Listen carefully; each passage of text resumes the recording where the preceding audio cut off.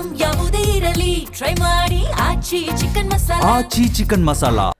ಅಹಮದಾಬಾದ್ನ ನರೇಂದ್ರ ಮೋದಿ ಕ್ರೀಡಾಂಗಣದಲ್ಲಿ ಭಾನುವಾರ ನಡೆದ ಐಸಿಸಿ ಟಿ20 ವಿಶ್ವಕಪ್ ಟೂರ್ನಿಯ ಸೂಪರ್ 8 ಹಂತದ ಪಂದ್ಯದಲ್ಲಿ ಭಾರತವನ್ನು 76 ರನ್ಗಳ ಅಂತರದಿಂದ ದಕ್ಷಿಣ ಆಫ್ರಿಕಾ ಸೋಲಿಸಿದೆ. ಟಾಸ್ ಗೆದ್ದು ಮೊದಲು ಬ್ಯಾಟಿಂಗ್ ಮಾಡಿದ್ದ ದಕ್ಷಿಣ ಆಫ್ರಿಕಾ ನಿಗದಿತ 20 ಓವರ್ಗಳಲ್ಲಿ 7 ವಿಕೆಟ್ ನಷ್ಟಕ್ಕೆ 187 ರನ್ ಬೃಹತ್ ರನ್ ಅನ್ನು ಗಳಿಸಿತು. ಆರಂಭದಲ್ಲಿ ಇಷ್ಟು ರನ್ ಬರುತ್ತೆ ಅಂತೇಳಿ ಯಾರೂ ಕೂಡ ನಿರೀಕ್ಷೆ ಮಾಡಿರಲಿಲ್ಲ ಸೌತ್ ಆಫ್ರಿಕಾ ಕಡೆಯಿಂದ.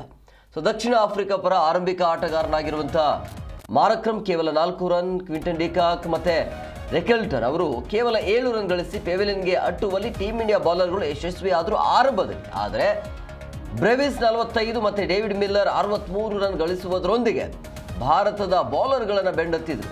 ಅದಾದ ಬಳಿಕ ಸ್ಟಬ್ಸ್ ಬರ್ತಾರೆ, ಅವರು ಅಜೇಯರಾಗಿ 44 ರನ್ ಬಾರಿಸ್ತಾರೆ. ದಕ್ಷಿಣ ಆಫ್ರಿಕಾದ ರನ್ ವೇಗವನ್ನು ಅವರು ಕೂಡ ಜಾಸ್ತಿ ಮಾಡ್ತಾರೆ.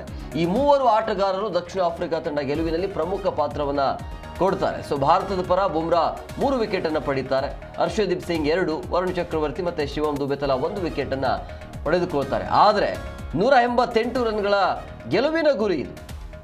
ಆದರೂ ಕೂಡ ಭಾರತ ಹೀನಾಯ ಸೋಲು. ಹೀನಾಯ ಪದವನ್ನು ಬಳಸಬಾರ್ದು ಭಾರತಕ್ಕೆ, ಬಟ್ ಬಳಸಲೇಬೇಕು. ಇಂಥವರಿಗೆ ಗೊತ್ತಾಗಬೇಕಾಗತ್ತೆ ಈಸಿಯಾಗಿ ತೆಗೆದುಕೊಂಡ್ರ ಭಾರತ ಅನ್ನುವಂಥದ್ದು. ಸೂಪರ್ 8ನ ಮೊದಲ ಪಂದ್ಯ, ಉಳಿದಿರುವಂಥ 2 ಪಂದ್ಯ ಇದೆಯಲ್ಲ ಅದು ಕಷ್ಟಕರ ಪಂದ್ಯ. ವೆಸ್ಟ್ ಇಂಡೀಸ್ ಆಗಿರ್ಬೋದು, ಜಿಂಬಾಬ್ವೆ, 2 ಟೀಮ್ ಕೂಡ ಬಲಿಷ್ಠ ಆಗಿದೆ. ಸುಲಭ ಅಲ್ಲ ಭಾರತ ಸೆಮಿಫೈನಲ್ಗೆ ಹೋಗೋದು.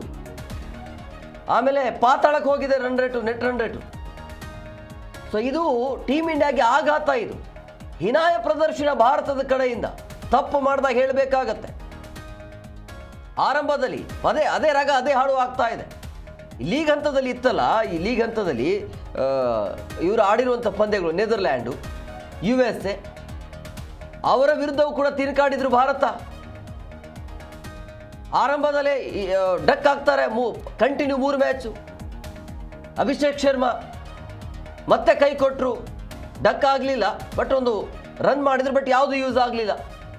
ಇಶಾನ್ ಕಿಶನ್ ಬೇಡದೇ ಇರುವಂಥ ಶಾಟ್ ಅದು ಬೇಕಾಗಿತ್ತ ಅನ್ನೋದು. ಇದೆಲ್ಲ ನೋಡ್ತಾ ಇದ್ರೆ ಭಾರತಕ್ಕೆ ಮುಂದಿನ ಹಾದಿ ಕಠಿಣ ಆಗಿದೆ. ಗೊತ್ತಿಲ್ಲ, ಭಾಳ ಕಷ್ಟ ಇದೆ ಸೆಮಿಫೈನಲ್ ಪ್ರವೇಶ ಮಾಡೋದು. ಯಾಕಂದರೆ ಜಿಂಬಾಬ್ವೆ ಅಷ್ಟು ಸುಲಭ ಅಲ್ಲ.